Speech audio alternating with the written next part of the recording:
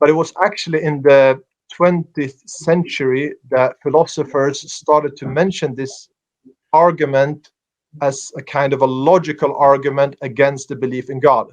They, in the Age of Enlightenment, they discussed this problem, or they took it up and they spoke about it. But it was in the 20th century when John Mackey, Australian philosopher, mentioned this problem like in a logical form, and this is what is called the logical problem of evil.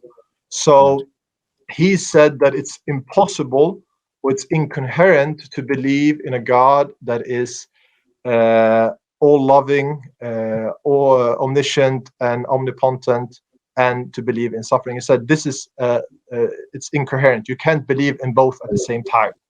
Wow, that's a very strong claim, isn't it? Not just saying it's a difficulty, a challenge. It's saying it's logically incoherent. It's actually not possible for a thinking person to have this belief. Then, wow. Yeah.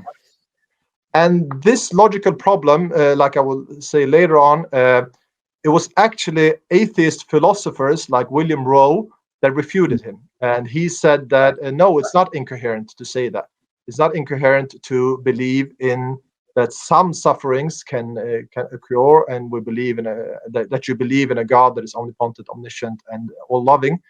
But he spoke about what is called the evidential problem of evil, immense suffering, or surplus suffering, or a great immense of specific kind of suffering that he believes that there is no point of that kind of suffering. And this is actually usually what the atheists are speaking about today. Usually, when we saw the discussion with Dr. Bart Ehrman and Dr. Brown, they were speaking about this issue. He was speaking about this issue, like, okay, what about kids suffering? What about this and what about that?